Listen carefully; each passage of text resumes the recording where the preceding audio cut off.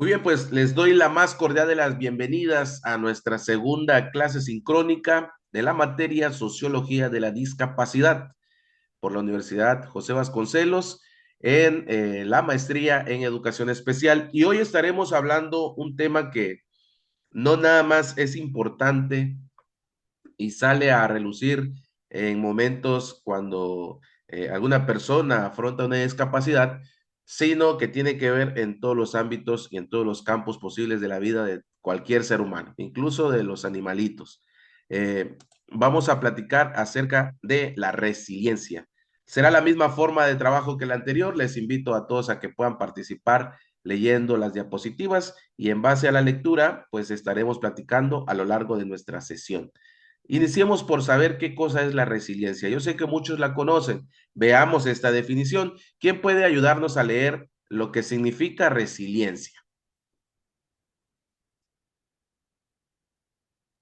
La resiliencia es la capacidad de los individuos para adaptarse y recuperarse de situaciones adversas, traumas, tragedias, amenazas o incluso tensiones significativas.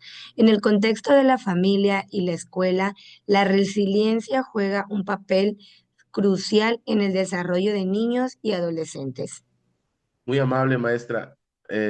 Usted, su nombre, ¿me recuerda su nombre, por favor, maestro? Maestra Daisy. Maestra Daisy. Ya le vi, maestra Daisy. Gracias, maestra Daisy.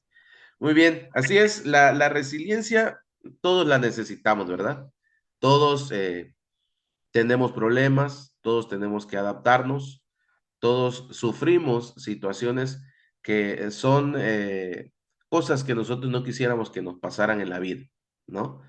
Y este tipo de situaciones, como no estamos exentos de ellas, pues obviamente necesitamos generar capacidades. ¿Capacidades para qué? Pues para soportar este tipo de situaciones, porque imagínense ustedes que nos pasemos la vida lamentándonos de ciertas cosas que nos pasan, ¿no? Sería una vida pues muy sufrida, una vida que en realidad no sería una vida, ¿no? Estaríamos sufriendo todo el tiempo y esto provocaría que nosotros no pudiéramos desarrollarnos nunca, ¿ok? Bueno, la resiliencia lo que hace posible es que nosotros podamos vivir con esas situaciones que a lo largo de nuestra existencia van a ocurrir y que no solamente podamos vivir con ellas, sino que además podamos adaptarnos a la diversidad de situaciones complicadas que pudiéramos vivir a lo largo de la vida. Eh, eh, la resiliencia ayuda a que las personas se recuperen y Es que lo que me muchas dio veces buen se día. Bueno, utilicen dime. este tipo de cosas como, permítame tantito, como un trampolín para poder avanzar, para poder superar a veces cosas que nosotros teníamos ahí rezagadas o a las que le teníamos miedo porque no queríamos afrontarlas, ¿no? Entonces, el poder manejar o poder utilizar esta capacidad de adaptación y de recuperación que es la resiliencia, ayuda en todos los sentidos. Al final de la diapositiva dice, ayuda, por ejemplo, en el contexto de la familia y la escuela, la resiliencia juega un papel crucial en el desarrollo de niños y adolescentes. En el caso de los niños y los adolescentes, perdón, nosotros somos quienes tenemos que ayudarlos a poder ser resilientes. Pero, ¿se acuerdan ustedes de ese dicho popular, ¿no? Eh, Predicar con el ejemplo. Si nosotros no somos resilientes, pues ¿cómo vamos a ayudar a las personas a que lo sean? ¿Qué les vamos a decir para que ellos sí sean resilientes si yo no lo soy, ¿no? Entonces, es algo que nosotros debemos de trabajar y siempre utilizarlo, siempre ponerlo y llevarlo a la práctica. Bien, la resiliencia familiar. A qué nos lleva esto? ¿Quién nos ayuda, por favor? Acuérdense que estamos hablando de, si bien del contexto personal, también no nos olvidemos del enfoque que queremos darle, que es en la discapacidad. La resiliencia familiar. ¿Quién nos ayuda? La La familia familia es el es el primer primer entorno de entorno. socialización y desarrollo de un individuo. La resiliencia familiar se refiere a la capacidad de las familias para afrontar y superar situaciones de estrés y adversidad, manteniendo la cohesión, la funcionalidad y el bienestar de sus miembros, Yo en pensé que una eran, base sólida para la forma de decisiones y la resolución de conflictos. Gracias, maestra Alma. Ahí hay un pequeño error, pero ponen o dan una base sólida para la toma de decisiones y la resolución de conflictos. Yo me acuerdo mucho, por ejemplo, en un centro comercial estaba una mamá con su niño y el niño se tiraba al suelo, lloraba, gritaba, le empujaba. Y muchas veces cuando uno no conoce el trasfondo de las cosas, se queda viendo y dice, yo que la mamá ya le hubiera dado una cachetada, yo que la mamá ya le hubiera jalado la oreja, yo que la mamá y yo que la mamá y yo que la mamá, ¿no? Y la señora muy serena, muy calma, estaba sentada, lo veía y el niño seguía gritando y el niño seguía tirado en el suelo y el niño hacía de todo. Después escuchamos un comentario de alguien que estaba ahí cercano que el niño tenía o tiene autismo, autismo severo. Y entonces uno entiende en ese momento cómo los familiares, cómo la familia tiene que ser resiliente ante esa situación. Tiene que ser muy calmado, tiene que pensar antes de actuar, porque como explica aquí en ese momento la diapositiva, la familia es el primer entorno socializador y de desarrollo del individuo. Si la familia no le da el apoyo a alguien quien está sufriendo una discapacidad o que tiene una condición como las que ustedes ya conocen, pues será imposible prácticamente que los niños puedan desarrollarse, ¿sí? Y entonces la familia tiene que tener, y si no la tiene, la tiene que generar, tiene que buscar, tiene que trabajar en la capacidad para afrontar y superar ese tipo de problemas, ese tipo de situaciones que, como decíamos hace un momento, son situaciones adversas que nadie quiere, pero que existen. Y si ya llegó a la familia, pues la familia tiene que trabajar para ser resiliente y de esa manera ayudar a la persona que tienen como miembro activo de su familia, forma parte de su familia, para poder él socializar, para poder él salir a la sociedad y poder desarrollarse. La explicación de la diapositiva dice que ayuda a mantener la cohesión, la funcionalidad y el bienestar de sus miembros. Sí, sí, ustedes podrían definir qué es la palabra cohesión, qué significa cohesión. Es Alguien, la unión de todos los miembros, ¿no? la unión de los miembros, pero no una unión que después se va a poder separar fácilmente, ¿no? Sí, Sino, claro, están unidos en el problema y en la solución del es problema, ¿no? En el tratamiento. exactamente. Yo a veces cuando hablo acerca de la cohesión con mis alumnos, les digo, ustedes, por ejemplo, han preparado chocomilk, echan el chocomilk en el vaso y luego le ponen la leche, ¿no? Arriba. ¿Qué pasa con el chocomilk? Se une, hay una cohesión de los dos elementos, no hay, ¿verdad? ¿Por qué? Porque el polvito, cuando usted le echa líquido, se hacen como grumitos. ¿Qué es lo que hay que hacer? Hay que darle vueltas con una cucharita para que exista esa relación, esa unión que sea muy complicado si en el caso pues, del chocomil es imposible separarlo, ¿no? Volver a separarlos. Bueno, más o menos a eso nos lleva esta parte, ¿no? La cohesión que debe mantenerse en la familia ante una situación como esta debe ser sumamente estrecha, que casi sea imposible que se puedan separar. De esa manera es como se va a mantener, primero, que funcione la familia, porque nadie se va a estar quejando y diciendo, no, es que a mí ya me tocó hacer tal cosa, ¿no? Si, por ejemplo, es alguien que está en silla de ruedas, a mí ya me tocó llevarlo la vez pasada, ahora, ¿por qué no lo llevas tú? No, yo siempre hago esto, no, yo siempre lo tengo que hacer, no, yo siempre, no, yo, y siempre hay quejas. No, cuando existe una verdadera cohesión, hace posible que la familia funcione y que todos los miembros de esa familia van a estar bien. Se va a buscar el bienestar de todos, por encima de las situaciones, obviamente, ¿verdad? Muy bien, sigamos avanzando. Sabemos que no es una situación fácil, ¿sí? Porque pues hablarlo de aquí para allá parece que lo vemos y decimos, no, es que así se tiene que hacer. Ajá, pues, a ver si en un momento que a ti te toque, lo vas a hacer así, ¿no? Es un tema que necesita mucha mentalidad, necesita estar muy bien en la familia y también personalmente, ¿no? Bueno, vamos a avanzar. ¿Cuáles son algunos factores que contribuyen a la resiliencia familiar? Aquí hay algunos. ¿Quién nos ayuda con esta diapositiva? Comunicación efectiva, la capacidad de hablar abierta y honestamente sobre los problemas y trabajar juntos para encontrar soluciones. Apoyo mutuo, brindar apoyo emocional, físico y financiero entre los miembros de la familia. Flexibilidad, adaptarse a los cambios y desafíos sin perder la estabilidad y el equilibrio familiar. Valores y creencias compartidos. Tener un conjunto común de valores y creencias que proporcionen una base sólida para la toma de decisiones y la resolución de conflictos. Muy amable, maestra Lucía. Entonces, hablemos de por lo menos cuatro. Hay otros más, ¿no? Los factores que van a ayudar a la resiliencia en la familia. Primero, pues debe de haber una comunicación que sea una comunicación efectiva, que tengamos la capacidad de escucharnos, aunque las palabras sean muy duras, ¿no? Ese dicho de que a nadie le gusta que le digan las verdades, aquí no debe de aparecer, porque se tiene que hablar, dice, abierta y honestamente sobre los problemas y trabajar juntos para encontrar soluciones.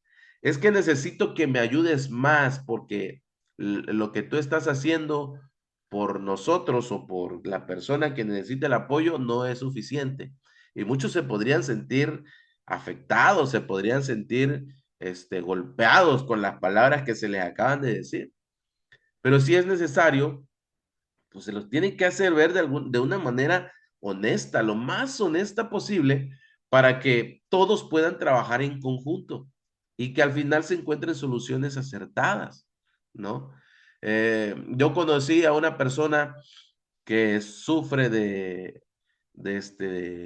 síndrome de Down, pero de, desafortunadamente, bueno, ya esta persona tiene 70 años, imagínense, con síndrome de Down. Además de que tiene 70 años padeciendo el síndrome de Down desde que nace, ¿no? Ahora también pues ya sufre de vejez.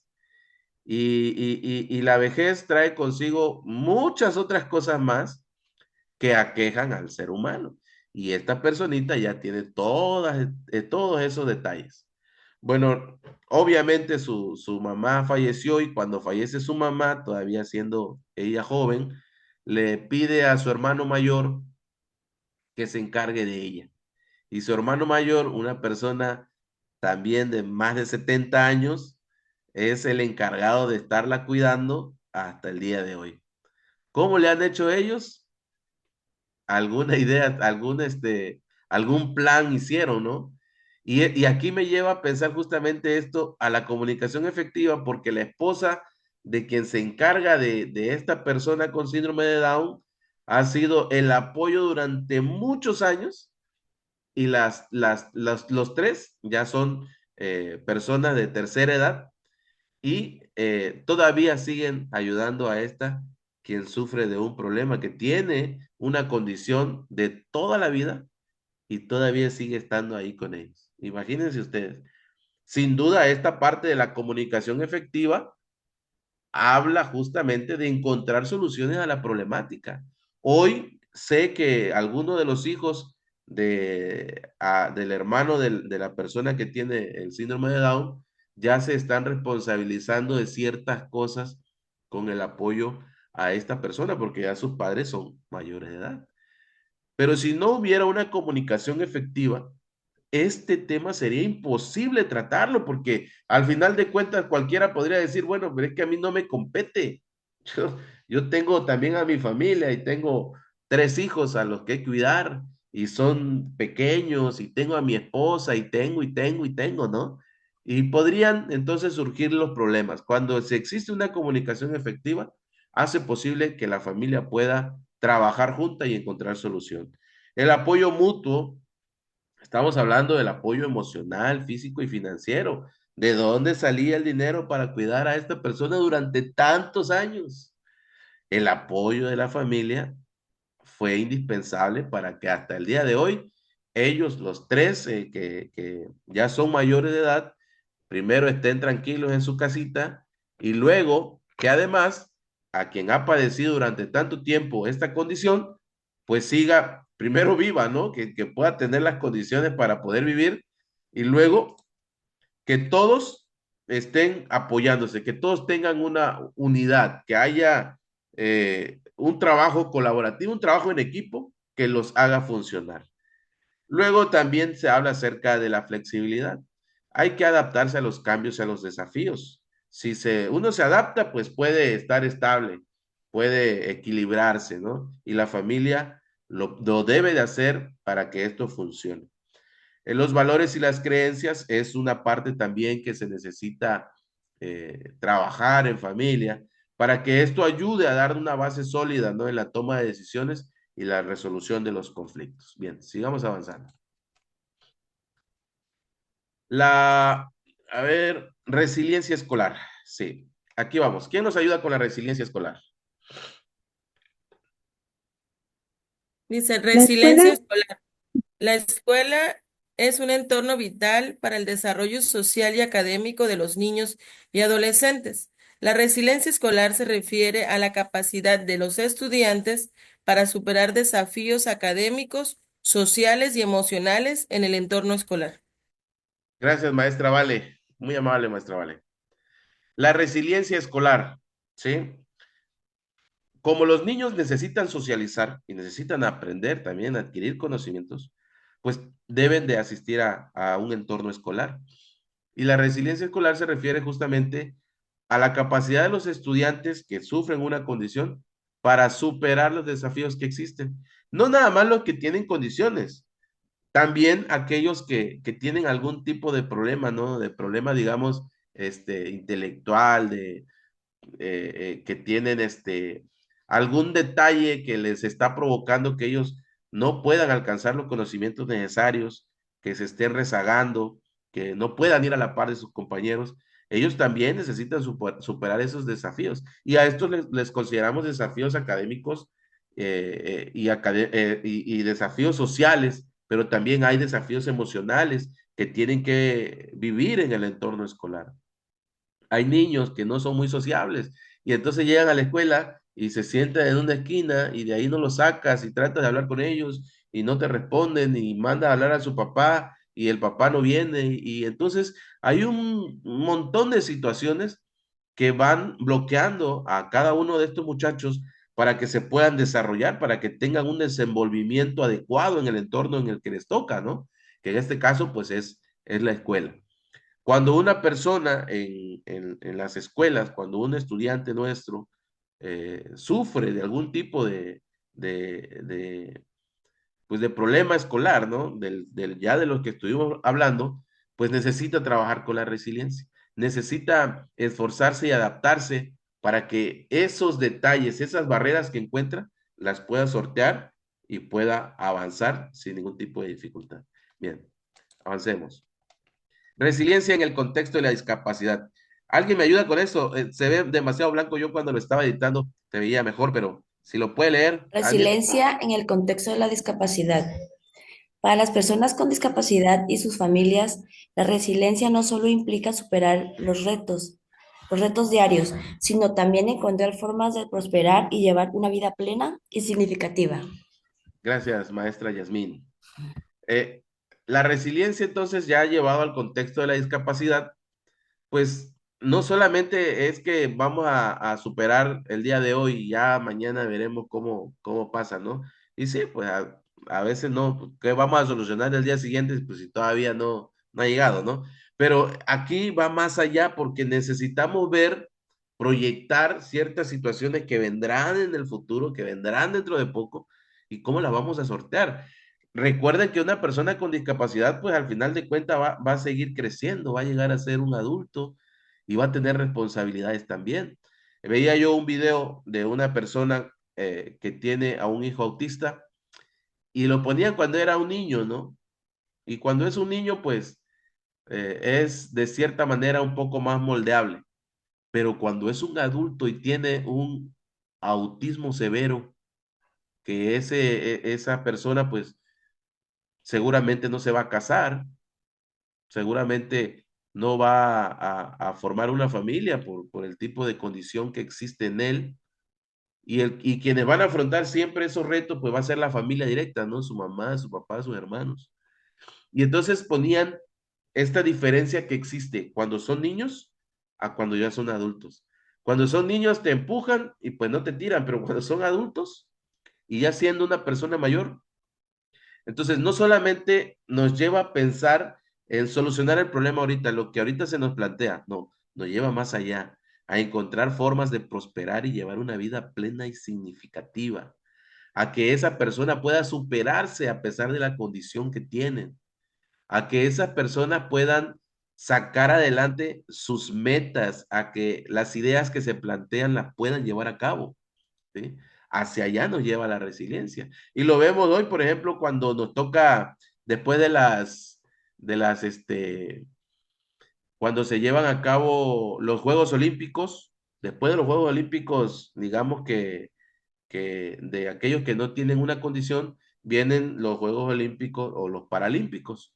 Y en los Paralímpicos vemos un montón de ejemplos de resiliencia, ¿no? De cómo estos van superando los problemas y llevan una vida plena y significativa porque alcanzan una meta que tienen, una meta que se han planteado, que se han trazado y que la están desarrollando. En este caso, en los deportes. Bien. Resiliencia personal en la discapacidad. ¿Quién puede ayudarnos con esta? Aceptación y adaptación, eficacia, manejo del estrés y redes de apoyo, desarrollo de habilidades. Muy amable, maestra Vane. La resiliencia personal en la discapacidad nos habla de 5 aspectos importantes. Primero, deben de aceptarse y adaptarse. Tengo esta condición, ¿qué tengo o qué debo de hacer? ¿Sí? Eh, si una persona no se acepta, pues complicado será, ¿no? Complicado es que eh, pues pueda desarrollarse. Muchas personas sufren con discapacidades y ahí se la pasan bajoneados, como dice la gente, ¿no? Sin tener o sin proponerse algo que lo ayude a salir de ciertos baches en los que pudieran estar inmersos. Lo primero entonces que debe de hacer para lograr ser resiliente es aceptarse y adaptarse. ¿Ok?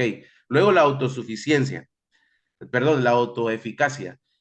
Ellos tienen que buscar maneras para tratar de solucionar los problemas que pueden, buscar la manera de ser eficientes y eficaces en su vida diaria.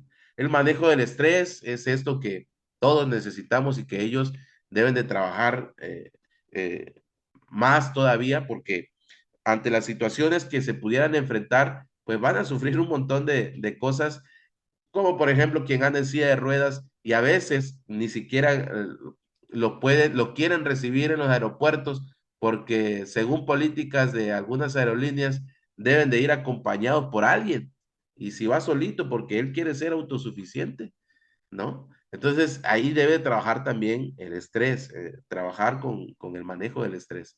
Redes de apoyo, él también tiene que buscar la manera de encontrar algunos apoyos para que pueda solventar las situaciones que se le vayan presentando en la vida. Y el desarrollo de las habilidades. Muchos, ahí vemos varios casos, cómo poder realizar las actividades diarias de cualquier individuo y adaptarse a esas, pero buscar también desarrollar ciertas cosas que hagan posible que nosotros podamos desenvolvernos. En este caso, las habilidades que son tan necesarias en cada uno de los individuos y más en aquellos que sufren alguna discapacidad. La resiliencia familiar en la discapacidad. ¿Quién nos ayuda leyendo estos 5 puntos, por favor? Apoyo emocional, acceso a recursos, redes de apoyo, comunicación efectiva, flexibilidad y adaptación. Muy amable, maestra. Eh, estoy mandando una notita para alguien que quiero presentarles en un momento más. Ok, sí, ¿me recuerda su nombre, maestra? Lucía, Maestra Lucía. Sí, gracias, maestra. Aquí está también un tema importante que las familias deben de tomar en cuenta. Para tener una buena resiliencia familiar es necesario el apoyo emocional. El apoyo emocional para todos, ¿eh? Para quien sufre la discapacidad y para quien son la base de apoyo. Porque emocionalmente, cuando tenemos una noticia que va enfocada a la discapacidad, pues es un golpe terrible, ¿no? Entonces necesitamos superar primero ese problema que pudiéramos tener para ayudar a la persona que en ese momento o que a lo largo de la vida pues necesitará de nosotros. Acceso a los recursos, la familia es quien parte, ¿no? Con el apoyo de recursos para quien sufre una discapacidad y entonces tenemos que ayudarles, abonarles a ese tipo de situaciones, hablando de lo económico.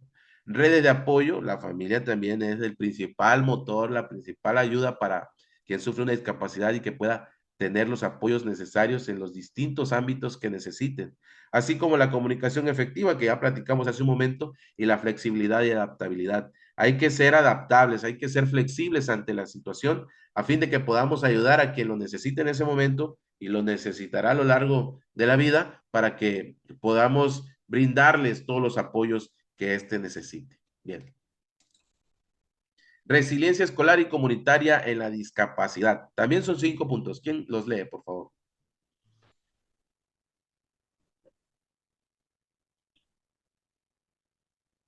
Inclusión Inclusión educativa. educativa, apoyo académico y emocional, conciencia y sensibilización, acceso a oportunidades y colaboración entre familia y escuela. Gracias, maestra Samantha. Nosotros trabajamos ya la inclusión, ¿verdad? En todo momento buscamos que todos tengan la misma oportunidad, que tengan la misma posibilidad y que se pueda desarrollar. En la escuela, entonces, debemos de ser resilientes también y ayudarlos a que ellos lo sean, porque necesitamos integrar a todos los individuos. Hay que brindarles apoyo académico y emocional y también a las instituciones hay que llevar estos programas de apoyo para que los docentes entendamos la necesidad que tienen las personas que traen alguna condición y cómo poder ayudarlas. Hacer conciencia y sensibilizar a nuestros estudiantes con respecto a los distintos problemas que pudieran presentarse en la escuela o que pudieran traer algunos de los muchachos. Yo me acuerdo, por ejemplo, cuando llegó Eric a la escuela. Eric es un niño autista, ya ahorita un jovencito que sufre de autismo, que estaba controlado porque venía medicado, y se hizo todo un programa de sensibilización y de conciencia para los alumnos, porque seguramente muchos se burlarían, seguramente otros lo rechazarían, y así por el estilo, ¿no? Situaciones que casi vemos como normales, porque muchos no tienen esa sensibilización en el apoyo a personas que sufren alguna discapacidad. Y entonces en las escuelas regularmente se debe de brindar este tipo de situaciones, ¿no? Hacer conciencia y sensibilizar a todos los integrantes de la institución, así como también brindar los accesos a las oportunidades para todos. En algún momento, por ejemplo, en escuelas que tienen 3 niveles y que a lo mejor alguien viene en silla de ruedas y le toca en el último nivel, pues se hacen cambios, ¿no? De que ese grupo esté en la parte de abajo para que quien viene en silla de ruedas tenga el acceso y la misma oportunidad que todos los demás. Cosas como esas se hacen regularmente para que una persona con capacidades diferentes y especiales pues tenga el acceso al igual que todos. Así como la colaboración entre familia y escuela. Quienes tienen algún familiar que necesita de algún apoyo especial, pues debe de trabajar en conjunto, ¿no? Con la escuela para que así trabajando en conjunto se le pueda brindar la oportunidad, posibilidad de apoyo a quien lo está necesitando. Características de las escuelas promotoras de la resiliencia. Aquí vamos a ver varios aspectos que son importantes y que nos van a ayudar a entender cuáles son las características que las escuelas que promueven resiliencia deben de tener. Iniciemos con el clima escolar positivo. ¿Quién nos ayuda a leer a qué se refiere el clima escolar positivo? El clima escolar positivo es el ambiente seguro y acogedor, un entorno donde los estudiantes se sienten seguros, respetados y valorados. donde las relaciones positivas fomentan relaciones saludables y de apoyo entre estudiantes, profesores y personal escolar. La cultura de inclusión es la que promueve la diversidad y la inclusión, asegurando que todos los estudiantes se sientan parte de la comunidad escolar. Gracias, maestra Vane.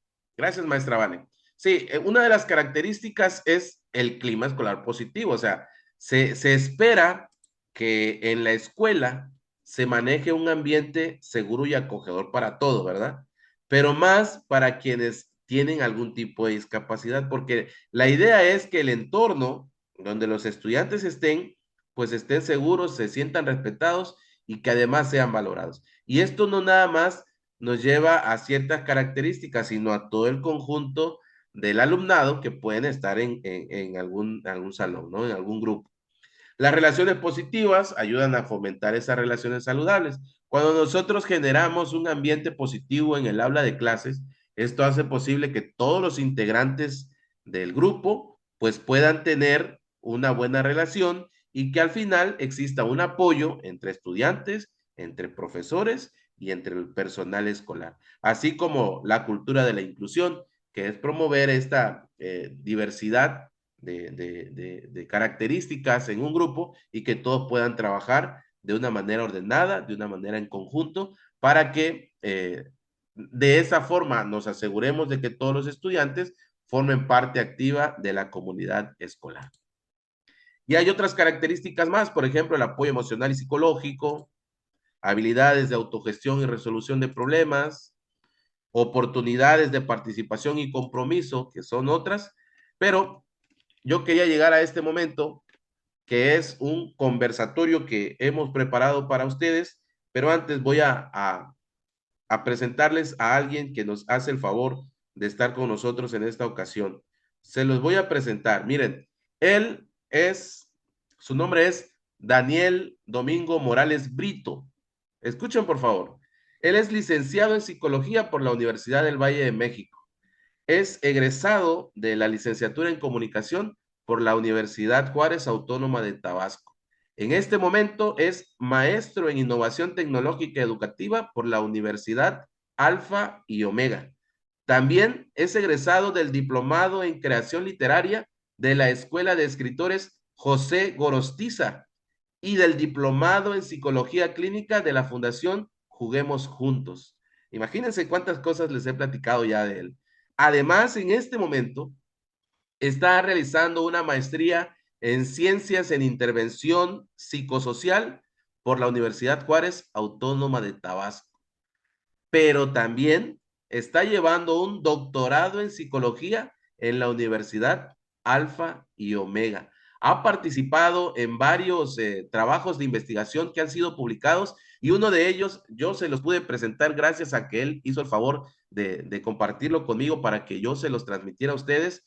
Ha participado en 5 trabajos de investigación como colaborador activo en estos. Es una persona que se ha preparado y que ha podido ser resiliente ante las situaciones.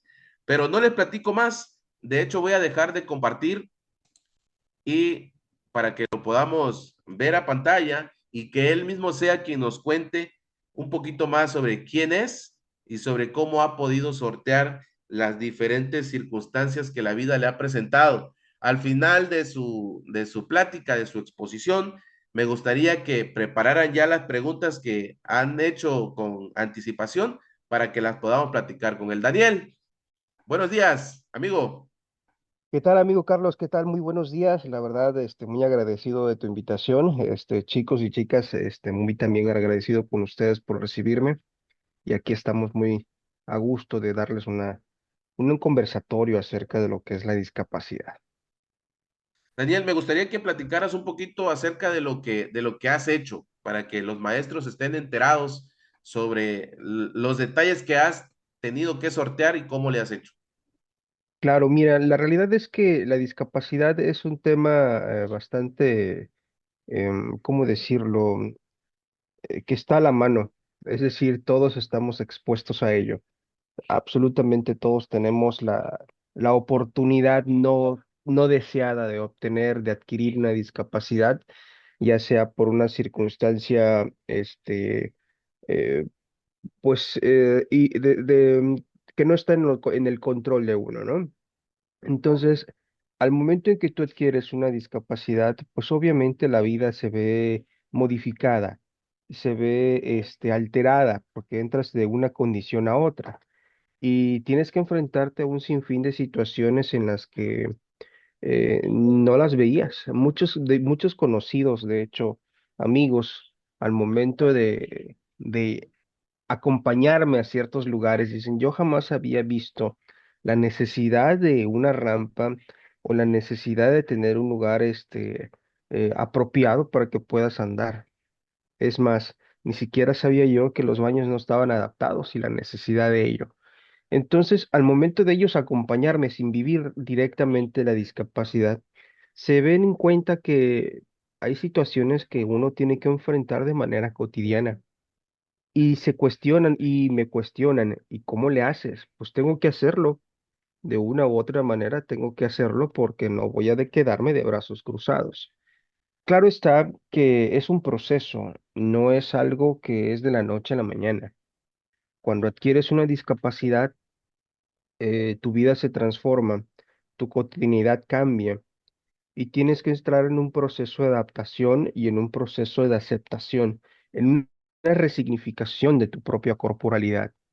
Y esa resignificación se va a dar a través de un proceso. Lamentablemente, no todas las personas que adquieren una discapacidad eh, entran en este proceso de resignificación, porque hay muchos elementos que tienen que intervenir.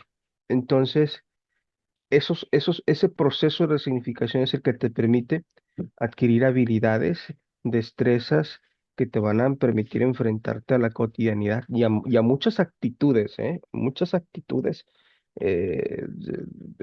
realmente vergonzosas. A mí ya me quisieron bajar de un avión. Hace poco estuve en una estancia académica que fui a la ciudad, a Mérida, a la UADY, este, porque pues es parte del programa de la maestría en UJAT, que tienes que hacer estancias académicas nacionales e internacionales. Y entonces, yo tuve el atrevimiento de curiosidad de preguntarle a la sobrecargo cuál era el procedimiento si yo necesitara usar el baño, ya dentro del avión. Y ahorita déjenme le pregunto a no sé quién, alguien que era digamos que su jefe, ¿no?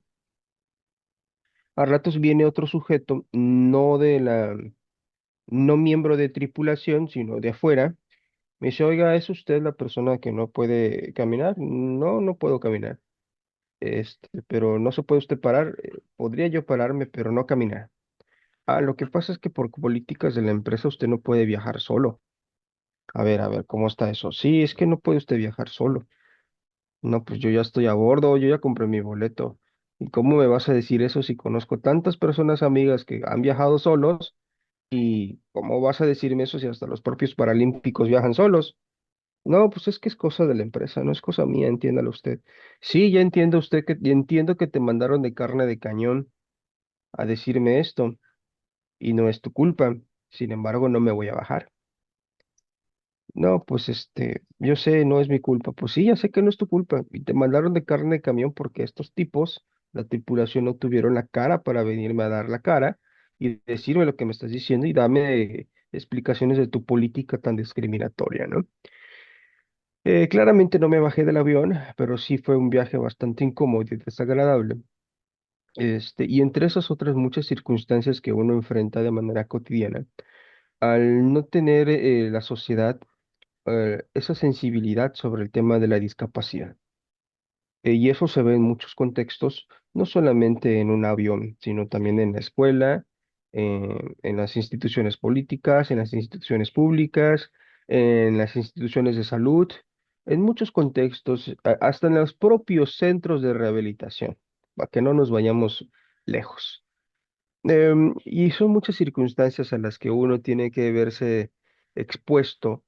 em, Allá mismo en Mérida, por ejemplo, a mí me sorprendió mucho Mérida, eh, porque tienen transporte adaptado.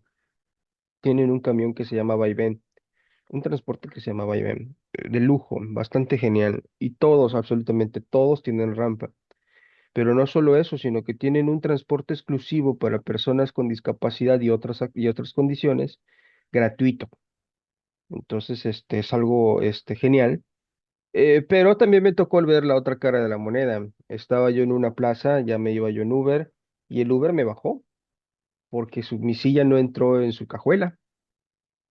Y le digo, oye, pero puede ir aquí como un pasajero. No, no, porque me va a ensuciar. No, oye, pero es que la silla no es solo un objeto, no es un objeto, es un pasajero, porque es parte de mí. No, no, no, no, es un objeto y no te voy a llevar. Pues bájame. No, pues yo me subo y me voy con usted. Le digo, pues es un secuestro, le digo. Estás moviéndome contra mi voluntad. Ah, pues llamo a la policía. Pues llámala. El caso es que iba conmigo un amigo, que es el con el que estábamos ya haciendo la estancia, y le digo, ¿qué onda? ¿Nos aventamos la bronca, sí o no? Ya me dice, pues tú dices, y digo, no, vámonos, le digo. Ya como pude salir del coche porque me había costado trabajo entrar, y ya, vámonos. Obviamente lo reporté por discriminación, ¿no? Van como tres sujetos así de Uber que reporto por discriminación. Y entonces, pues esas son anécdotas de muchas, ¿eh? Son dos de Claro, muchas sí. que les puedo platicar sobre eso. Sí, sabemos que hay muchas circunstancias, ¿no? Nosotros en esta clase estábamos hablando acerca de la resiliencia y justamente sobre eso quería preguntarte, ¿qué has aprendido sobre ti mismo a través de tus experiencias de resiliencia? Fíjate que la resiliencia es un tema que está siendo mal comprendido a veces. Digo, como psicólogo es importante dejarlo en claro. La resiliencia, vamos a ponerlo como la punta de la montaña. La resiliencia es esa punta de la montaña, hasta cierto punto. Es una analogía, no es exacta. En el sentido de que la resiliencia no es parte del proceso, sino que la resiliencia ya es la actitud final. Es decir, cuando ya estás en un estado digamos en este contexto, de adaptabilidad, de que ya te adaptaste. Entonces, la resiliencia es un elemento de muchos factores, o sea, son muchas cosas que tienen que intervenir para que una persona llegue a su estado de resiliencia. Em, ¿Cuáles son esos factores? Podrás preguntarte. La familia es un factor importante. No todos cuentan con una familia que sea una red de apoyo. Este, He descubierto en mi investigación de resignificación corporal que las redes de intercambio son elementales. ¿Qué son esto? Las redes de intercambio son otras personas con discapacidad que también van a aportarte herramientas, técnicas, habilidades, ideas, anécdotas que van a construirte a ti una actitud que te va a llevar a la resiliencia, es decir, a generar ese proceso resiliente. Entonces, la resiliencia tenemos que entenderlo como eso, como un resultado de un proceso tedioso, complejo y bastante escabroso, a veces hasta oscuro, debo decirlo. Y todo va a depender, claro está, de las personas que te rodees, de la actitud que puedas tener. Es que a veces podemos decir, es que tienes que cambiar tu actitud. Espérate, es que cuando tienes una situación así de crítica, no, no, no, no. Es que échale ganas, no, tampoco. O sea, no, no. Enfrentas depresión, enfrentas ansiedad. Debo decir que también enfrentas ideaciones suicidas. Enfrentas muchas circunstancias que, que te van a llevar a dos lugares. A uno vamos a llamarlo de luz y a otro de oscuridad. Y a veces puede llevarte a uno tercero, que es un lugar gris, un lugar intermedio. Entonces, todo va a depender, no hay buenos ni malos, simplemente es estar atento a ello y la resiliencia va a ser el resultado final. Y la realidad es que no todos llegan a ello, Así pero es, sí es un proceso y tenemos que entenderlo así, no lo vamos a romantizar, ¿eh? claro. Es muy importante no romantizar la discapacidad, es muy importante. ¿Y qué me refiero con romantizar? De que, ay, échale ganas, ay, es que es un campeón. Es que es un héroe, es que no, no, no, no, eso es lo peor que puedes hacer.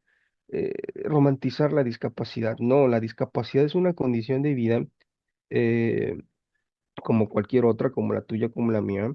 Es una condición de vida, todos tenemos problemas y conflictos en nuestras vidas personales y la discapacidad viene a ser una condición de vida, ni siquiera una enfermedad.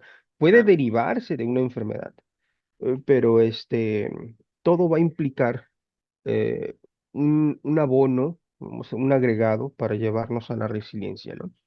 Así es, Daniel. Queridos profesores, es tiempo de poder compartir las preguntas que ustedes generaron. Aquí está Daniel, él puede comentarles de manera directa la respuesta a esas preguntas que han formulado. ¿Alguien quiere formular su pregunta, maestra Daisy? Sí, buenos días, maestro Daniel.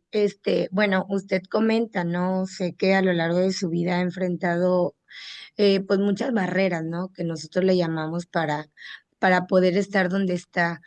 Sin embargo, habla un poco de su experiencia adulta. ¿Cómo a mí me gustaría saber, ¿no? Porque pues yo trabajo con niños. Digo, su sentir o qué barreras enfrentó en su infancia. ¿Tuvo realmente ese apoyo de sus padres? ¿Tuvo realmente ese apoyo de sus maestros? Pues ahora sí que pues para trabajar, de sus compañeros de clases, o sea, cómo, no sé, a lo mejor comentar un poquito más esa parte porque sí me interesa saberlo, ¿no? Conocer. Claro, muchas gracias, maestra Daisy. Mire, no, de hecho no, debí comenzar también por platicarles la condición que presento y ahorita contesto su pregunta. Em, Mi condición es discapacidad adquirida, no de nacimiento, es decir, esta discapacidad la adquiero en el 2018. En el 2018 me hacen una cirugía donde me retiran una hernia. Esta hernia me causó una lesión medular a nivel T7, T8. Es a la altura, por ejemplo, donde saludamos la bandera, pero obviamente en la columna. Esta lesión me causó una pérdida motriz, es decir, limitación motriz en las piernas y en parte del tronco del tórax, ¿no? Lo cual me hace ser una persona usuario de silla de ruedas desde el año 2018. Es decir, yo no nací con esta discapacidad, la adquirí a lo largo de la vida por consecuencias de una enfermedad que era precisamente la hernia, ¿no? Eh, Sin embargo, este, puedo contestar su pregunta desde la vivencia de otros. ¿Por qué? Porque me he dedicado a investigar esto. Hay uno de mis informantes en donde estoy generando mi tesis de grado, en el que él adquiere la discapacidad, o más bien no la adquiere, él nace con la discapacidad, y vamos a llamarlo como discapacidad de nacimiento, porque es un concepto bastante confuso a veces, porque él desarrolla la poliomielitis a la edad de los 6 meses de nacido por consecuencia de una vacuna. eh, Desconoce él cuál era la razón, pero su sospecha es que era una vacuna ya caducada.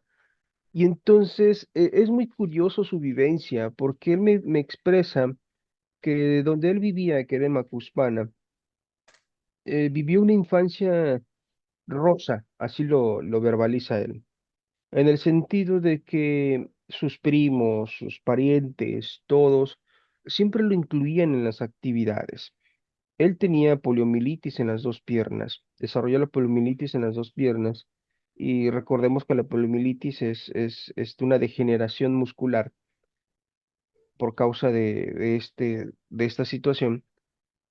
Y él cuenta que cuando jugaba con sus primos al fútbol, él siempre era incluido, pero yo le preguntaba, ¿qué onda? ¿Y tenían concepto ellos y tú de lo que era la inclusión? No, no, no, no, me dice, ni siquiera sabíamos qué era eso. Es más, ni siquiera sabía yo que tenía una discapacidad. Sabía yo que había una limitante de manera obvia, pero yo no sabía que había una discapacidad. Es más, ni siquiera no entendíamos nosotros lo que era la inclusión. ¿Y cómo te desarrollabas con los juegos? Pues ellos me incluían. Yo a veces jugaba béisbol, bateaba cuando me tocaba batear y ya otro primo o otro compañerito ya hacía la carrera para llegar a la base. Ah, muy bien. ¿Y en la escuela cómo te iba? Pues en la escuela me trataban normal. Los maestros siempre tenían esa postura de tratarme como cualquier alumno, obviamente con las limitaciones, y yo me movilizaba en muletas. Entonces, esa es una de las verbalizaciones de él. Me cuentan que él se da cuenta de la discapacidad ya cuando llega a la ciudad de Villahermosa a seguir estudiando ya el nivel secundario y empieza a ver las barreras, empieza a ver las limitaciones, empieza a ver escaleras, empieza a tener que movilizarse a otros salones como en la secundaria cuando cambias de clases y empieza a ver esas dificultades, empieza a sentirse ya observado por otros.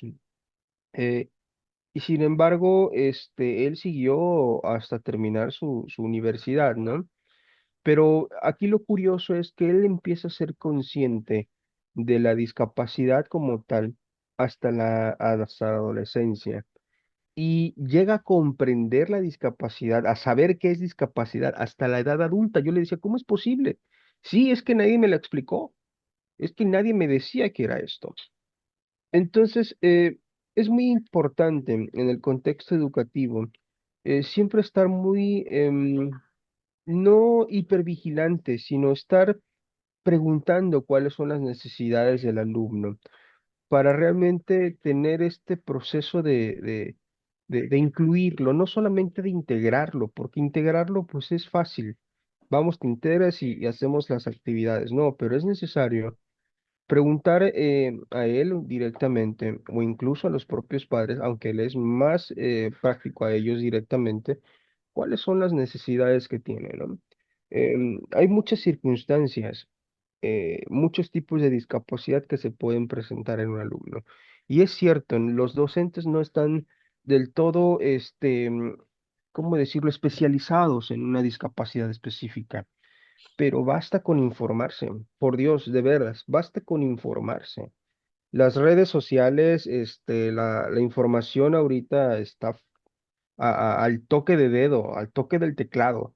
Y buscas algo, puedes buscar incluso algo muy sencillo en Google y te da información. ¿Quieres algo más especializado, más específico? Lo buscas en Google académico y te dan artículos sobre un tema en específico sobre discapacidad. Así Entonces es es. muy importante estar informado. La información es poder, siempre se ha dicho.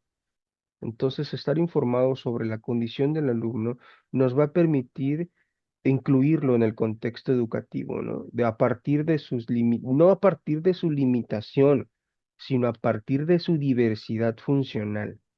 Es decir, el sujeto, la persona, el niño, la niña, sigue siendo persona, sigue teniendo habilidades, pero desde su diversidad, es decir, desde sus características específicas. Y entonces eso tenemos que tenerlo muy presente. No sé si con esto contesto su pregunta, maestra. Sí, sí, claro que sí, me queda claro. Muchísimas gracias. No, ¿de qué? Gracias, maestra Daisy. ¿Alguien más quisiera formular alguna pregunta? Sí, maestro, buenos días. Quisiera preguntarle a Daniel, en su vida laboral, si en su vida laboral, ¿qué tipo de dificultades ha tenido y cómo las ha enfrentado? Porque entiendo que quizá en la cuestión académica se pueda tener cierto apoyo, ¿no? Pero en cuestión laboral, que uno tiene que ser productivo y es un campo ya un poquito más complicado, ¿qué dificultades ha enfrentado? Claro, miren, honestamente no estoy laborando actualmente, sin embargo, sí intenté buscar trabajo. Y lo primero que te encuentras es que no hay trabajo para una persona con discapacidad. Eso es lo primero que te encuentras. Entonces, podría yo preguntarte cuántas personas con discapacidad has visto en un área laboral? Entonces, realmente, posiblemente me dirás que una o dos, o pues, posiblemente me digas que ninguna, y esa es la realidad. No están contratando para personas con discapacidad. Recientemente sí se está haciendo por parte de la empresa Walmart y la familia Walmart, ¿no? Pero es un tema reciente. Dificultades a las que yo me he enfrentado personalmente es que no hay trabajo, no hay trabajo. Y sabes qué, si de manera cotidiana, cualquier persona es difícil conseguir que consiga trabajo, alguien con discapacidad es 10 veces más complejo. ¿Por qué? Porque los lugares, las áreas laborales no están adaptadas y mucho menos están preparadas para recibir a alguien con discapacidad, sea cual fuera, ¿eh? Sea cual fuera. Entonces, eh, es muy complejo. ¿Cuáles son las fuentes de empleo al final del día? Este, eh, autoempleo. Autoempleo. Muchas personas se dedican a autoemplearse en el peor de los casos, más bien en la dificultad más grave de los casos, pedir dinero. Y hay muchos que encuentran la vida fácil de esa forma. Y digo vida fácil porque hay quienes fingen una discapacidad y piden dinero, ¿no? Pero realmente es muy difícil, muy difícil. Yo las complicaciones que he tenido es que no hay lugares habilitados o adaptados, o más bien en los que yo pueda desenvolverme laboralmente, ¿no? Hace algún tiempo fui a una feria de empleo, a la primera feria de empleo inclusiva que hicieron aquí en el estado, en Villahermosa, y me encuentro que los puestos laborales son de vigilante, son ¿cómo se llama? De cajero. Y cuando les pregunto, oigan, ¿y puedo yo aspirar a ser cajero? Creo que era un City Club. No, es que tienes que estar parado y hacer los chequeos de la mercancía. Y entonces, ¿qué hacen aquí? No, Sí. pues es que, ok. O de venta de cambalaceo, de casa en casa, ¿no? O venta de seguros. Varias cosas. Fue una feria de empleo muy ocurrente, ya fue hace muchos años. No fui a la reciente, quería yo ir a chismear a ver qué rollos habían inventado. No fui a la reciente, pero en esa primera feria de empleo quedó muy evidente que los campos laborales no tienen esa sensibilidad para adaptar el puesto laboral. Existe un área específica que diseña los perfiles laborales, no recuerdo cómo se le llaman, es un área específica de la psicología organizacional, fíjense, que precisamente diseña los perfiles laborales y los ambientes laborales de acuerdo a lo que se necesita la empresa. Pero curiosamente, tengo un amigo, igual uno de mis informantes de mi tesis, que entrevisté, que está trabajando en un SAMS y él ya está, es que no es vigilante, tiene su nombre. ¿Cómo le llaman a su puesto de trabajo? Le llaman, ay, no recuerdo, pero son los que están en la puerta y él está trabajando en un SAMS. Y yo le preguntaba, oye, ¿y qué onda? ¿Cómo te tratan? Dime realmente, ¿cómo es el ambiente laboral? Me dice, no, pues es que me tratan como cualquier persona, como cualquier empleado. No hay un trato especial y tampoco hay un trato preferente. Y eso está bien, sí, eso está bien, porque pues estamos hablando de igualdad y equidad. Sí hay ciertas consideraciones, sin embargo, no hay una cosa que marque diferencia, ¿no?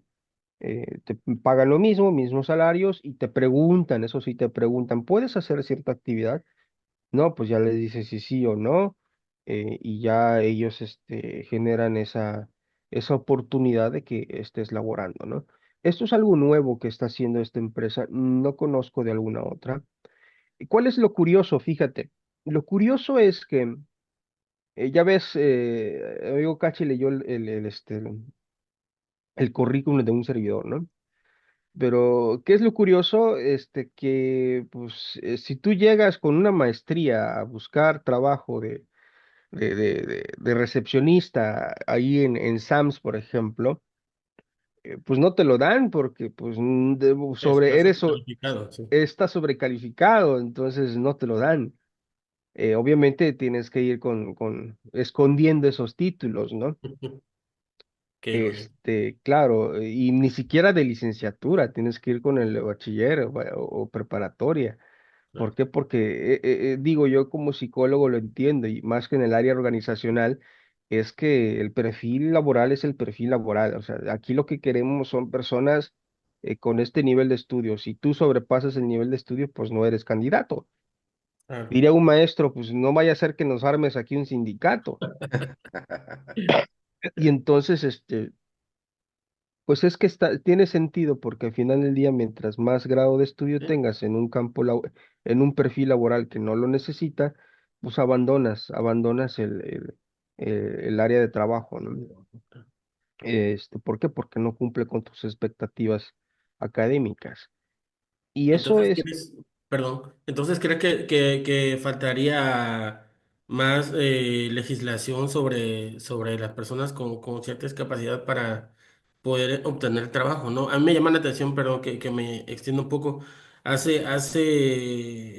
que un par de años estuvo en la Cámara de Diputados, ¿no? Tú has de conocer quizás a Daniel Cubero, que es una persona que tiene una discapacidad desde pequeño y fue diputado y Ujú.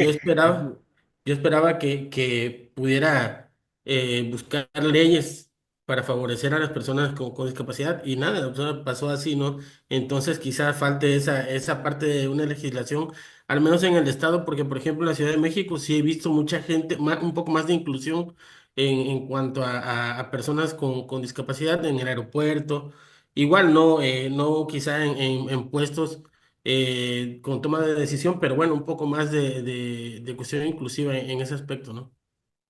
Sí, hace algún tiempo, hace como 3 años, tuve la oportunidad de participar en unas elecciones intermedias como candidato a diputado federal en el sexto distrito por un partido político.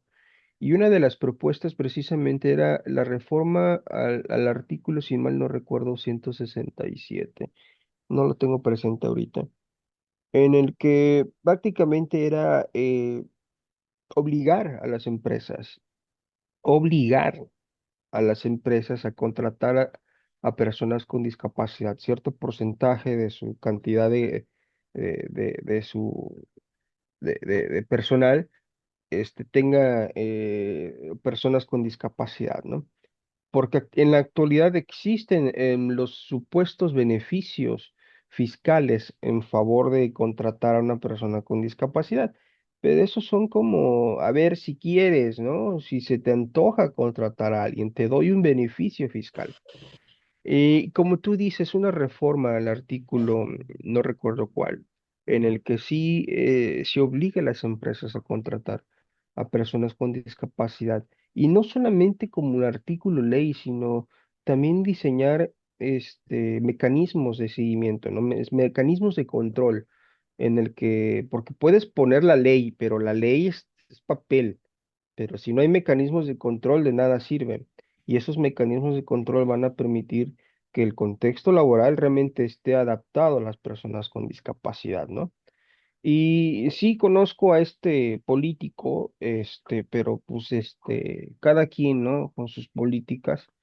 Y la realidad es que si mal no recuerdo, él adquirió la discapacidad por un accidente automovilístico, pero pues cada quien al final del día. Y faltan más personas que nos representen en los puestos políticos que tengan discapacidad y que realmente tengan el interés de abonar a la discapacidad. Actualmente hay otra diputada que tiene discapacidad visual. Desconozco cuáles sean sus planes en el contexto de discapacidad, pero sí ese es otro punto, más representatividad. Ok. Gracias, gracias por la respuesta, gracias, profe Mario, Manlio, perdón, Manlio. ¿Alguien más quiere formular su pregunta? ¿Alguien más trajo su pregunta, hizo la tarea del día de hoy?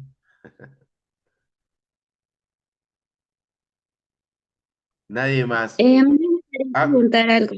adelante, maestra Ingrid. Daniel, ¿de qué manera considera o a través de qué vía considera que podemos hacer una sociedad más inclusiva? Informándose.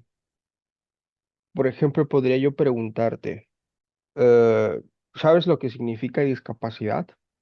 El contexto de discapacidad. Y podrías tú contestarme algo, ¿no? Y yo podría decirte, pues recuerda que la discapacidad, de acuerdo a la Convención Internacional de las Personas con Discapacidad, es una característica no de la persona, sino del contexto social que limita con sus actitudes y sus barreras actitudinales y barreras arquitectónicas a las personas que tienen alguna deficiencia mental, orgánica, emocional o física. Eso es la discapacidad. Entonces, la discapacidad es algo social, la sociedad sobre la persona. Entonces, contestando a tu pregunta, es eso, informándonos sobre lo que es la discapacidad, sobre los tipos de discapacidad y mira, podemos irnos más a fondo, más específicos. Por ejemplo, te podría yo decir de la discapacidad motriz. ¿Qué es la discapacidad motriz? Bueno, es la limitación del movimiento para movilizarse de un lugar a otro, bla, bla, bla.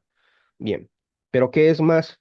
Bueno, la discapacidad motriz puede ser por amputación de mano, por amputación de brazo, puede ser por lesión medular. Ah, lesión medular, ¿qué es eso? Hay lesiones medulares incompletas, lesiones medulares completas. ¿Qué implica una lesión medular incompleta? Una lesión medular incompleta implica, por ejemplo, no tener control de esfínteres.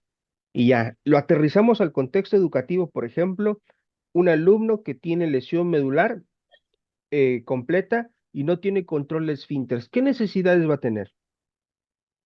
Un baño cercano, un baño accesible, eh, un área donde pueda asearse si tiene algún accidente sanitario, estrategias para poderle apoyar sin ser intrusivos, sin violentar sus derechos si es un menor de edad, tener estrategias para poder ayudarlo a tener una cotidianidad dentro del salón de clases, dentro de la escuela.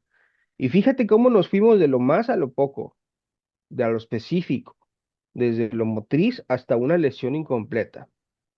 Y podemos meternos más a fondo, pero tú dirías, es que es mucho. Pues sí, es mucho, pero partimos de lo general. ¿Y cuál es lo general? Pues, ¿qué es discapacidad? ¿Y qué tipos de discapacidad hay? Por ejemplo, hay alumnos que pueden tener discapacidad auditiva. ¿Qué es esto? Pues la discapacidad auditiva es la dificultad para poder percibir los sonidos. Ok, pero ¿eres sordo o no eres sordo? ¿O eres sordomudo? No, eres sordo. Soy sordo porque sí puedo hablar. Ah, y si no puedes hablar, ¿es porque eres mudo? Pues depende, pregúntame. A lo mejor y tengo una lesión medular, o más bien tengo una lesión neurológica, una lesión en el cerebro. Por ejemplo, tengo una conocida que está estudiando medicina allá en la DAX, en la UJAT, bien chavita ella. Ella no puede hablar, no puede hablar porque tiene una lesión neurológica, una lesión en el cerebro que no le permite gesticular palabras, pero ella comprende, puede escribir, puede comprender y puede comunicarse por otros medios. Sin embargo, podríamos decir que es muda, podríamos decir que no verbaliza, que no habla. Entonces, es importante informarnos para realmente tener una sociedad inclusiva. ¿Cuál es el problema de la sociedad? Una que no tiene interés, no tienen interés. La sociedad no tiene interés. Digo, no podemos generalizarlo, pero partimos de lo general. La sociedad no tiene interés en informarse, que es la discapacidad. Y al no quererse informar, estamos perpetuando la exclusión. ¿Por qué la perpetuamos? Porque no estamos interesados en saber del otro, qué necesidades tiene, qué particularidades necesita. Entonces, en el contexto educativo eso es importante. Una vez más reitero, no tenemos por qué ser docentes especializados en educación especial. Para eso hay una carrera, pero sí podemos ser personas sensibles a las necesidades del otro. Yo creo que eso ya está en la naturaleza humana, ¿no? Y parte de esa naturaleza es ser curioso. Oye, no tener miedo de preguntar, no tener pena de preguntar. Oye, ¿qué necesitas? ¿Y qué te pasó? ¿Y cómo te puedo ayudar? Quiero saber qué te pasó para saber cómo puedo ayudarte a que esto sea más práctico o más fácil. Y entonces eso es una comunicación, entablar comunicación. Tenemos que comunicarnos con la otra persona para saber cómo realmente podemos ser más inclusivos con ella. Muy bien, Daniel, gracias por Maestro, yo tu tengo una respuesta. pregunta. Adelante, adelante, maestro Vane. Eh, Estimado compañero, maestro Daniel, me fortalece mucho escuchar su plática dentro de esta pregunta. Quisiera yo saber cuáles fueron sus pilares para poder sobrellevar una discapacidad, para poder adaptarse a esta discapacidad. ¿Cuáles fueron los pilares fundamentales para que usted tuviera ese proceso que ya identificamos, de hecho, en la clase de hoy y lograr estar hoy donde usted está? El primero fue mi madre, siempre, la familia, es lo más importante. Eh, ¿Por qué? Porque son los que al final de cuentas van a soportarlo a uno de muchas maneras. Entonces, porque al principio es muy difícil, o sea, uno está en una actitud muy renuente, en una actitud dolorosa, eh, en el que a veces uno puede ser muy desagradable hasta cierto punto, ¿no? ¿Por qué? Porque estás en una amargura. Entonces, mi madre, mi familia, mis sobrinos, ellos siempre estuvieron ahí y siempre han estado ahí para levantarme literalmente, literalmente levantarme del suelo, o sea, literalmente y figurativamente. Entonces, ese es el primer pilar, la familia, la familia. El segundo fue algo muy interesante para mí y fue conocer el deporte adaptado, conocer el básquetbol adaptado, conocer a los integrantes del Club Lagartos de Tabasco, que es en donde estoy basando mi investigación. Este, Porque a través de la actividad, es que más allá de la actividad deportiva, que de por sí ya es algo bueno, ese intercambio, como les comenté al principio, esas redes de intercambio, es ese intercambio entre con los demás. Porque cuando me invitan, yo con la renuencia de que no, pues es que yo no sé jugar básquetbol, no me gusta el deporte, nunca me gustó, y no puedo, si no tengo ni fuerzas en los brazos, ni en el tronco del cuerpo. Y luego mi actitud cambió así como que, pues, ¿qué pierdo? Nada, ¿no? Vamos a intentarlo. Ya me presentan a la persona y me dicen, pues te esperamos el jueves, vamos, órale. Fui, llegué, me presentaron una silla de ruedas deportiva, me subí a la silla de ruedas deportiva. No sé si han subido a los carritos chocones, cómo es emocionante, o a los go-kart. Bueno, pues haz de cuenta que estás en un carrito chocón, en un go-kart, en una silla de ruedas deportiva para básquetbol. Es súper emocionante. eh, y entonces la velocidad, la agilidad que luego tienes que desarrollar para la maniobra de la silla, y todo eso te lo vas aprendiendo, te lo van enseñando y entonces te encuentras con un sujeto que tiene una lesión medular completa por impacto de bala, porque lo asaltaron y le dispararon por atrás. Y dices, y tiene familia, tiene a su esposa. Dices, oh, bueno, puedo casarme. Y te encuentras a otro sujeto que tiene secuelas de poliomielitis, que ya tiene un hijo, que ya está divorciado y va por su segundo matrimonio. Dije, ok, entonces sí se puede tener hijos, sí se puede ser familia y sí se puede casar uno hasta divorciarse y volverse a casar. Ok, muy bien. Y te encuentras a otro sujeto que ya tiene novia de hace años y tiene mielomeningocele. Es una situación de nacimiento en la columna vertebral que implica una lesión incompleta porque tiene que usar pañales, no hay control de esfínteres. Y tiene su novia, ok, bien, y trabaja. Trabajaba de cerillito en aquel entonces él, y tiene novia, y están enamorados, y ya viven juntos. Dije, ok, entonces sí se puede. Y conozco a otro sujeto que es contador y tiene amputación de pierna, y ahí está en el colegio de contadores. Ok. Ah, y se dedica a nadar a mar abierto. Dije, ok, entonces sí se puede. Entonces todo eso te empieza a mostrar una realidad diferente de lo que es la discapacidad. Y dices, ok, entonces sí puedo. Y entonces al yo darme cuenta que otros pueden y yo puedo, pues lo voy a hacer. Entonces ya tu actitud se transforma y dices, ok, resignifico.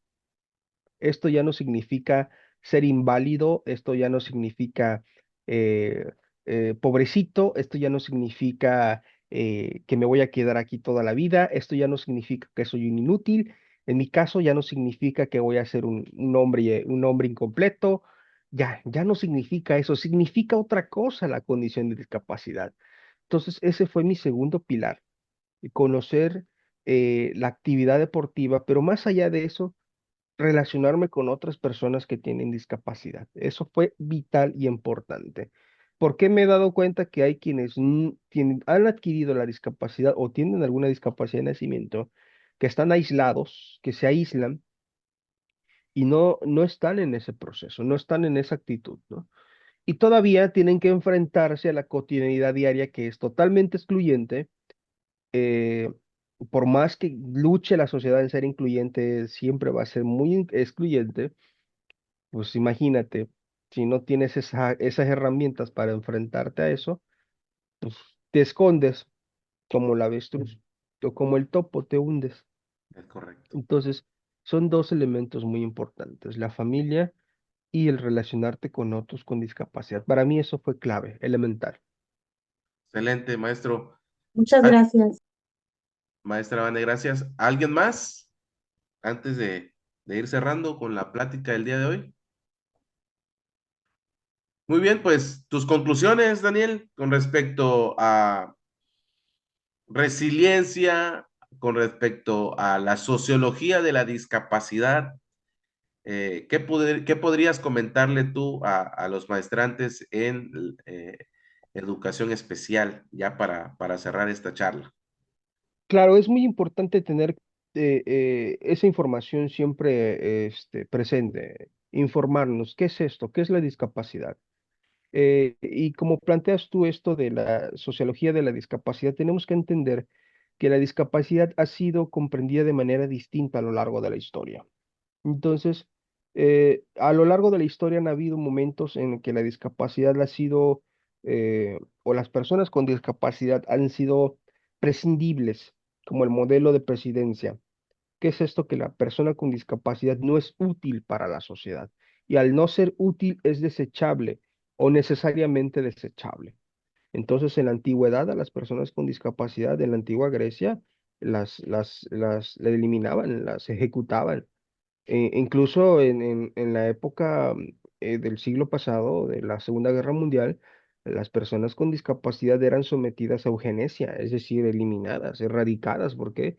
Porque no eran compatibles con la raza aria de la Alemania nazi, ¿no? Entonces, es muy importante tener esto en cuenta en la historia de la discapacidad y que no solamente comprenderla desde un modelo médico. ¿Qué quiere decir un modelo médico? Que no es bueno ni malo, es decir, no eres sano o enfermo, sino que es una condición de vida que puede derivarse de una enfermedad. Sí, puede derivarse pero no es una enfermedad. ¿Por qué? Porque es una condición de vida que va a acompañar a la persona el resto de su vida. Entonces, tenemos que entender esto. Y desde el modelo social, que es el que nos aboca, nos interesa, pues que la discapacidad es precisamente una característica de la sociedad sobre la persona que tiene una condición, una deficiencia en algún órgano, en alguna condición emocional, mental o física o orgánica. Entonces, es la sociedad al final del día quien define la discapacidad como una situación que va a intentar, siempre he dicho, intentar limitar a la persona que tiene una condición tal, ¿no? Alguna diversidad funcional. Y ya está de manera individual, de manera muy individual, el tema de la resiliencia. Y este proceso de resiliencia puede darse con ayuda del contexto social. Sin embargo, no es totalmente dependiente del contexto social, pero sí va a depender de las herramientas que pueda tener una persona, que se le puedan otorgar a una persona. ¿En qué pueden influir ustedes como docentes a esa resiliencia? Precisamente en preguntarle a la persona, en informarse de la persona, cómo puedes ayudarlo. O sea, ¿en qué te puedo ayudar? ¿De qué manera puedo hacer que tú puedas tener acceso a este conocimiento o a esta calificación? No como una preferencia, sino explícame cómo te puedo ayudar. ¿Eres una persona débil visual o persona con ceguera? Dime cómo puedo ayudarte para que puedas cumplir con tus actividades y puedas realmente cumplir con acreditación de la materia. O tienes discapacidad auditiva, explícame cómo te puedo ayudar para que puedas realmente cumplir con la materia. Entonces, eso va a implicar un aporte para la resiliencia del sujeto. Eso es vital. O sea, también nosotros, como docentes, tenemos esa implicación en la resiliencia del otro. Ok, Daniel, se ve claramente eh, la preparación que tienes con respecto a las investigaciones que has realizado y obviamente con los estudios que ya llevas. Te felicito de manera personal y yo creo que todos estamos en la misma sintonía. Ver esas ganas que tú Gracias. demuestras, que nos acabas de platicar. Te felicitamos por esa situación y esperamos que las cosas mejoren porque por el momento dices que pues no estás activo en el mercado laboral, ¿no? Esperemos que esa situación cambie y que se revierta pronto. Te agradezco mucho que hayas compartido con nosotros tu experiencia de vida, Daniel. Muchas gracias a ustedes. Y la realidad es que pues estamos activos con la tesis, ¿eh? Con eso Sí. tengo suficiente. Como es una maestría de CONACYT, ojo, no tienes, pero ni para contarle, con eso andamos, ¿no? Y es como si te pagaran por estudiar. Pero al final del día uno se va a enfrentar al campo laboral y eso va a ser otra historia. Ya les estaré contando. Les agradezco mucho, en verdad, compartir este tema para mí es muy importante. Muchísimas gracias, maestro Daniel. Apreciados maestros, ¿sí? ¿Alguien tiene algún comentario? ¿No? Bueno, les agradezco mucho que se hayan conectado para esta sesión. Ha sido muy gratificante analizar ciertos aspectos de resiliencia y ver a una persona que ha afrontado las dificultades de la manera correcta y que es resiliente en este momento como parte de una demostración de cómo lo hacen y de cómo nosotros podemos apoyar. Recuerden que la sociología de la discapacidad analiza justamente cómo la sociedad ayuda para que estas personas con ciertas capacidades puedan desenvolverse de la mejor manera, cómo ellos a su vez pueden ser parte activa de la sociedad y en conjunto qué hacer para que estas desigualdades se vayan rompiendo y que seamos juntos personas que tengamos las mismas posibilidades y las mismas oportunidades. Maestra Vane dice, gracias por compartir con nosotros su experiencia de vida, maestro Daniel. Muchísimas gracias entonces a todos. Nos vamos a estar saludando a través del grupo de WhatsApp y por supuesto, ya estoy ansioso por ver sus productos finales. Cuídense mucho, que estén muy bien. Bonita tarde. Hasta luego, maestro. Gracias. Gracias, maestro. Bendiciones. Hasta luego, que estén muy bien. Gracias, profe. Gracias.